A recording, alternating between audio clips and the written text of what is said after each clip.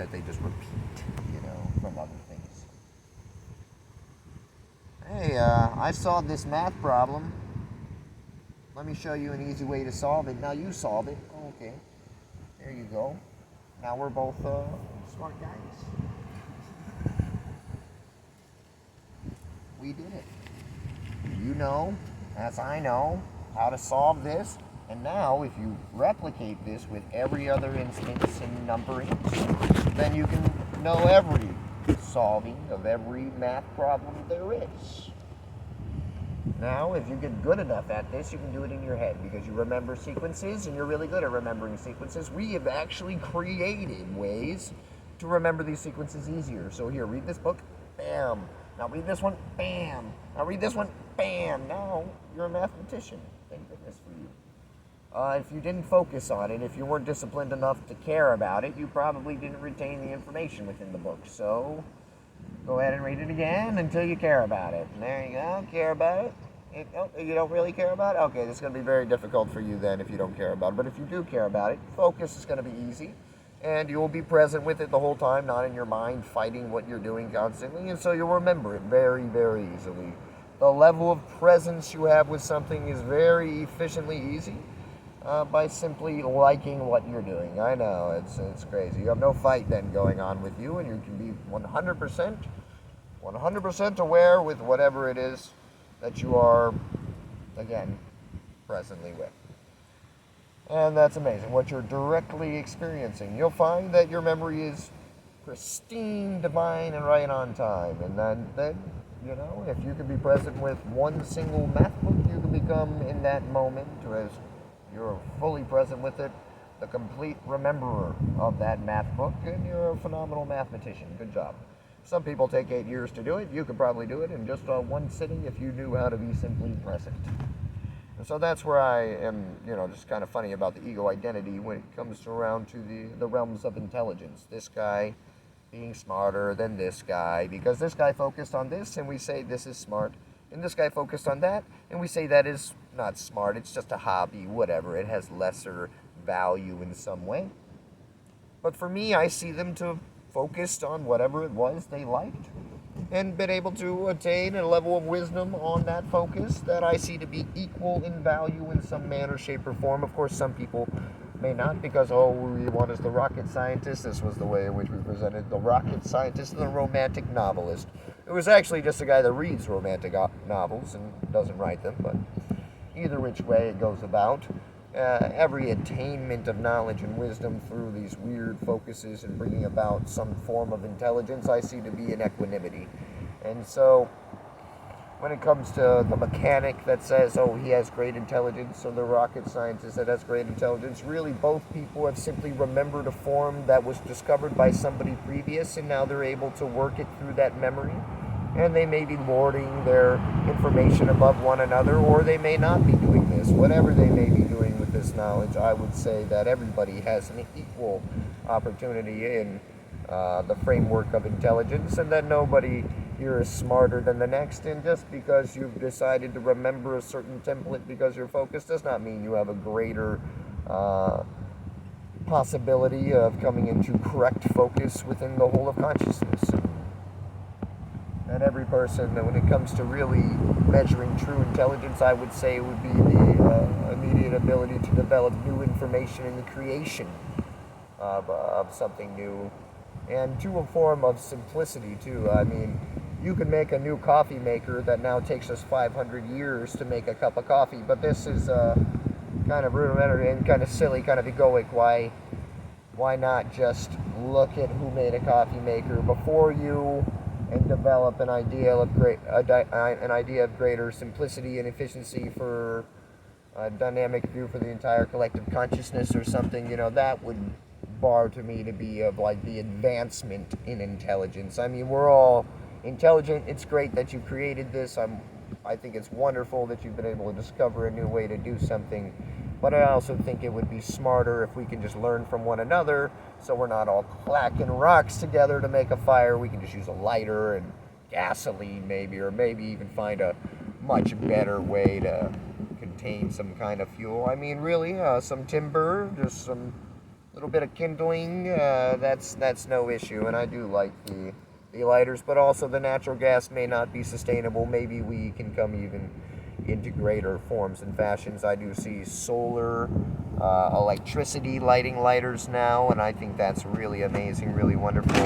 Is it efficient? That's what we really have to work on.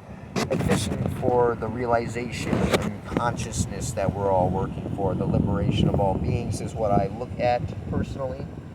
And so we can all have our egoic boasting of who has greater intelligence and capability. Really, for me, it just deems what are we present with? And so what are we allowing ourselves to show ourselves of our own limitless capability? And when it comes to the grand scheme of things, we are here in equanimity. There's no one being greater than the next. There's nobody more possible or probable on realizing and attaining the entire omniscient possibility of the whole of consciousness to the most amazing, limitless expression of all of our purest awareness. And everybody is already currently doing this right now where they are presently, and we can all at any moment then come into spontaneous awareness of this and allow this to then exude in radiance and fullness from the uniqueness that is each one of our diverse and non-separate consciousnesses. So it's wonderful to kind of debunk the funny egoic stories that give us greater or lesser comparisons as to who is wonderful or better or has the greater ability of knowledge of who we are actually already. As there be no actual attainment possibility, it comes to simple realization of where we are. And these silly things boasting of who has greater intelligence, or this focus or that focus, or this focus or that focus, you'll find that none of you have the ability to grasp upon the thing that is true intelligence. It is simply what you and all things are already presently exuding in equanimity. And so for me, I come into a simplicity of focus. How do we simplify the route in which allows us to realize what is this true intelligence that we are already right now occurring as the embodiment of, as we are the embodiment of balance, of harmony, of unity, of all that is in the most amazing equanimity and limitlessness, in the most phenomenal way in which to exist, and we can release the stories that tell us otherwise at any time in which we wish to come into that amazing presence and efficiency of what is already here available within the present moment, and becoming aware with our motion as it already is. And transcend the need to distinguish ourselves as smart or dumb or this or that or in opposition to anything. That we have to be balanced upon polarity in any way. That for me to be signified as a being, that I must be good based on there being a bad in which to perceive it. That I can be the conglomeration of many ways in which expression expresses itself, and many ways in which we've labeled expression expressing itself in many forms, and we've decided them to be greater or lesser than one or the other. We can allow ourselves to see the formlessness, the beauty of every way in which we exist as simply movement, as ways in which objects that are not separate but are diverse are in a constant unity and a harmony, in a way in which they move efficiently for the benefit of all of themselves, each other, which are one another, in a way of not separateness, in a way that there is no you or me, that there is everything occurring simultaneously in the conglomeration of all of enlightened being, in the most phenomenal beauty, the most wonderful, amazing symphony orchestra of musical amazement. That each one of us here for one another very naturally is. We have no reason to move from where we are, to try to train ourselves in any focus. In a way, you can see it to be an untraining, but it's much quicker even than this.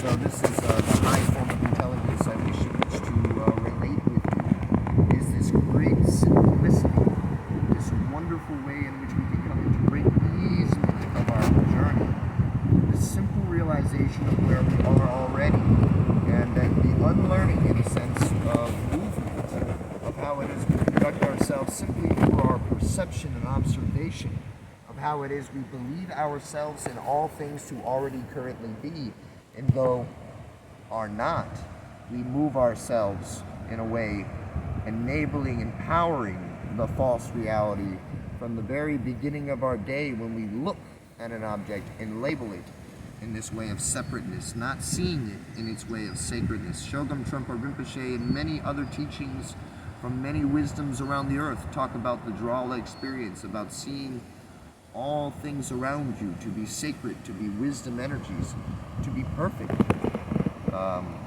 is a way in which can be described now more newly, and has also been described by many masters, that it is already utter perfection as it is, without changing its flesh, without changing its distinction, even if it is something that could be labeled as bad or this or that or whatever it is, that it be perfect exactly in its way and its essence for the manner in which it brings harmony to all that is and brings liberation to all that is, through showing it the dissonance in which causes it to retract away from the view of this experience that would allow itself to then occur as the embodiment of this knowledge, which is actually its true pure awareness. It is all things entirely in equanimity, the embodiment of this great perfection, and we can then transfer our view from what was previous in illusory reality to believe anything to be other than, and allow ourselves to see in every motion of ourselves, in every way of ourselves, in every expression of ourselves and all that is around us, all of our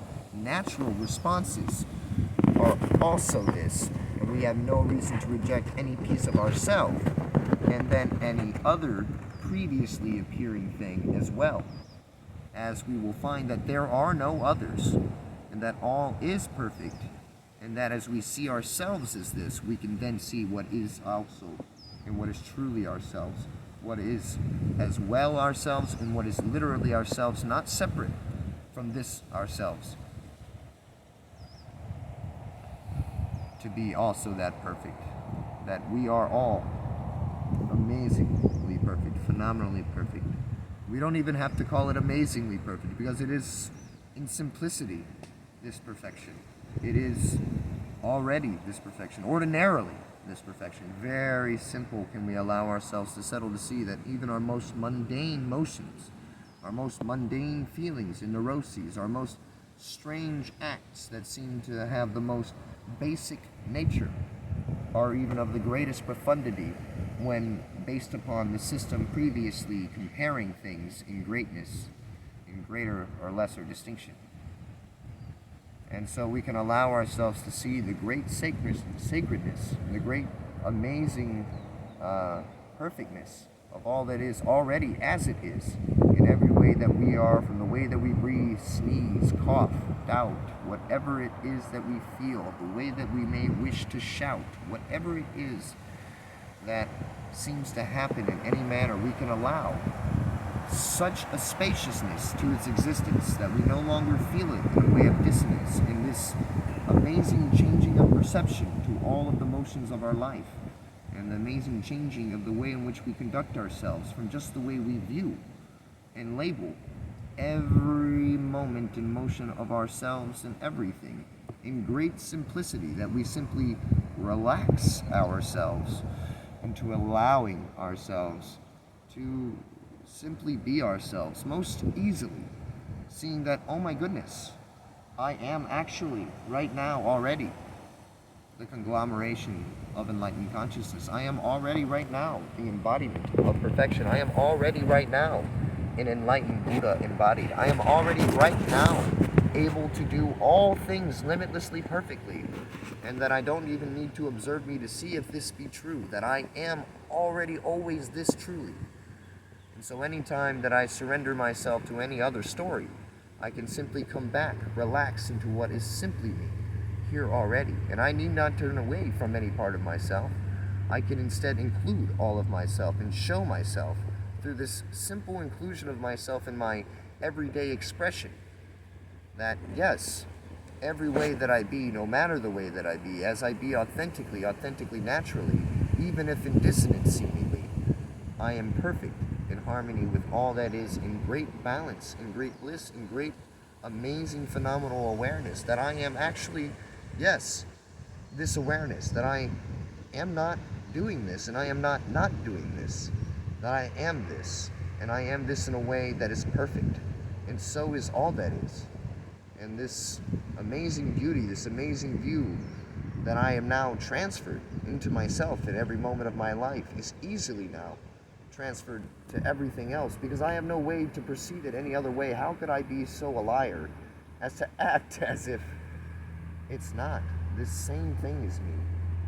This same perfect frequency. Oh, are you acting like another story is true? Oh, but I know the true story of you. You're perfect like I am. We are each other. You know this, don't you? I have no reason to resist you. I have no reason to fight you. I have no reason to think of you as wrong in any way. I know that you're perfect in any way that you form to me. No reason to act in emergency or in anxiety or in fight of you as if that something else be true. I know that you're perfect. I know that we are one. I know that you're me. I know that you are the Buddha embodied. I know that you only do anything that you do in benefit for all that is, in harmony of all that is, in balance of all that is. I know that you are not a doer, that there is nothing of you to judge, that you are the conglomeration of all enlightened mind, of all pure consciousness, and that you do everything that you do in benefit for all that you are, and all that is, all that I am, all that we are, all that everything is singularly and diversely, not separate, together, but together. So, thank you. How can I be true to you? How can I be honest with you? How can I tell to you the story that I know to be most true and just live there, where I am already, who doesn't have any need to empower anything other.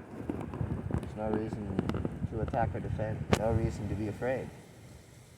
Oh, are you confronted with pure awareness of who you are? I'm very sorry. I have no way to speak to you otherwise. I am not in the other story. I know that you truly wish to know who you are. I have no reason to move to you in any way, to cause you to know anything. You have not presented to me as any kind of way of imperfection. So I have no reason to move to you to save you or to move you away from you in any manner, but I have no reason to be less of myself if we are together. I have no reason to be doing anything at all. Simply allowing myself to authentically respond. I've seen what happens when I don't authentically respond, when I'm dishonest. And it creates me to be less of me, brings doubt into me and worry into me, and it makes it hard for me to feel as if I'm in the center of my frequency. But as I express myself as me, whether I be afraid or doubtful or this, that, or the other, I feel great stability. And if in any way that I am expressing myself authentically, I have done something wrongly to somebody innocent to me, then I have an amazing way in which to view that and see that and contemplate that and refine that and grow from that and make right what I see to be a wrong inside of myself. And simply the coming to awareness of it is all that is necessary. The moment that I see my falsity is the moment that I refine and change away from it. And so it's extremely simple, the process that comes through pure awareness of simple expression to another being. The moment that I see my falsity is the moment that it changes and uplifts from me, the moment that I see it. And so I can express myself fully and honestly forever, no matter how much dissonance comes from me. I will see it and notice it in my honesty and my pure intention to not be against anything, but to be for all beings and to free myself for the benefit of all beings, which is all of myself, as it turns out. I will always then be led through this expression into the place of balance. Very easy. It is a process of pure acceptance of myself however I am, the allowance of flow to come through however it wish, and the full embodiment of energies that were once perceived by me to not be me, in a way that destroyed me and stopped me from being able to be me in unity, and confused me and made me think that things were against me and away from me, that I had to be afraid of me. And this funny ignorance and dissonance was a beautiful poetic story that apparently was of great necessity to bring me into great solidity and structuring and centering within me, to know me truly and to be able to exist with me fully, limitlessly, forever and always free from all suffering. So I'm very grateful for all the path and every part that I've had to play in all places that have had to play with me within it. All people and all beings, all things, all parts of myself, all mirrors. It's wonderful to be able to transfer the wisdom teaching to another being, the giving, the awareness, the view. But it's here right now, currently available to us all. It's a view that is already able to be viewed. You're viewing it. You're already seeing the perfection. You simply may label it differently. We talked about clouds earlier and how somebody could see the clouds to be a terrible sign of doubt and pain and apocalyptic reality. And how somebody else could see the beautiful clouds to be a beautiful wave and art and just a gorgeous pure viewing. But either way, these things would tell a beautiful, interesting, exact tale of how it is that we are writing our own realities and how perception is the only difference. Is one of them true? Which one will come true for them?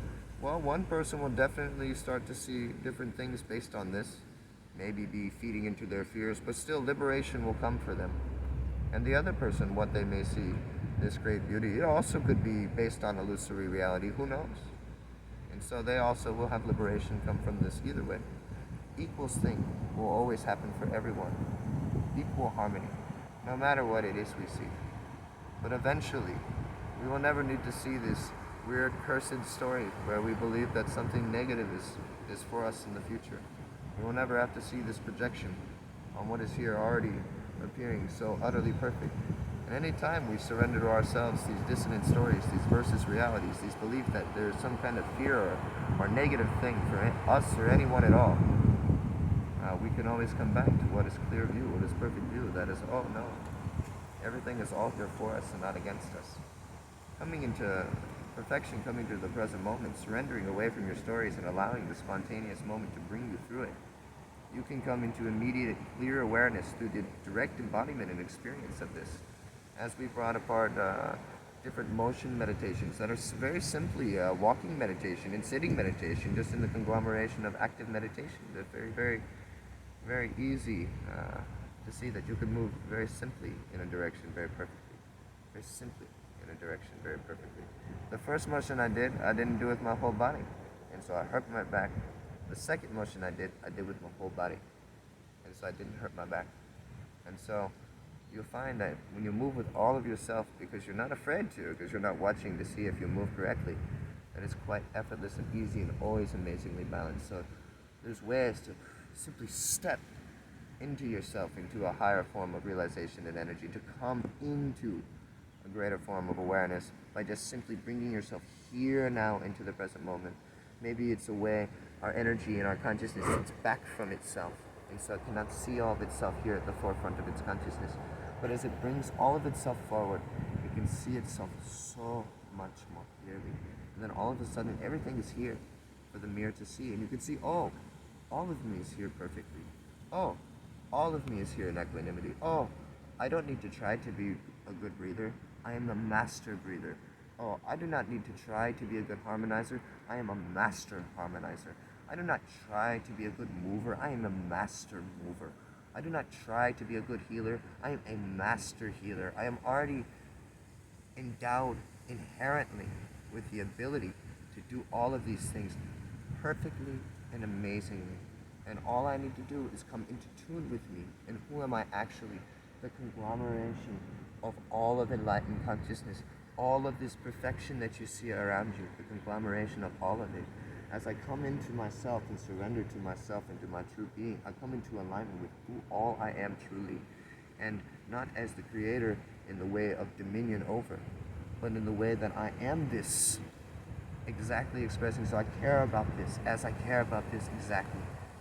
Maybe I care about this more than I care about this, but that would be silly for me, because we are here in equanimity, nothing separate. Eventually the love for the self is the love for the self. The love for the self is the love for the self. All equal, no need to distinguish and separate. Non-duality. Here I am, here we are as one. So I bring myself through expression to here now, and I see that I am stability, I am balance, I am the ground of my awareness. so long we separate our physical body from our spiritual consciousness. But there is no real separation from this. There's no separation. This physical body is my spiritual consciousness. It is energy, it is frequency, it is vibration. It is the same. You go to another dimension, you'll see it is energy, it is frequency, it is vibration. It is a different bandwidth of frequency. It is a different spiritual experience in a way, but it is a physical experience too. You feel it as your flesh, the reality around you. It depends on the view. How much we separate. Only part of our energy goes, not all of our energy goes. We can go with all of our energy everywhere. We no longer separate this. We no longer have the distinction of imperfect and perfect, of greater and lesser, and now all comes into unison, into non-dual focus. We are already doing this right now. There's no reason to trend, there's no reason to grow. We just step now in ease. Step now in relaxation. Step now, oh, I am perfect, I need not fight. I was thinking about fighting. Oh, I don't need. Oh, I started to implement force. I can relax. I don't need to be upset with myself. I don't need to freak out if I see that I've implemented force. Oh no, emergency. No, it's okay. Oh yeah, no problem. That was perfect. Everything was perfect. If I implemented force, if I didn't, if I did this, if I did that, if I fell, if I didn't, if I wasn't balanced that moment, or if I was. Eventually, through this radical acceptance of all of experience, you see. You accept yourself so drastically, so much, you have no reason to defend against the fall, and now you don't fall. You have no reason to defend against imbalance, and now you are balanced. You have no reason to defend against a broken experience, and now there is no broken experience. You have no reason to defend about anything, and now there is no possibility of the thing you once defended against. No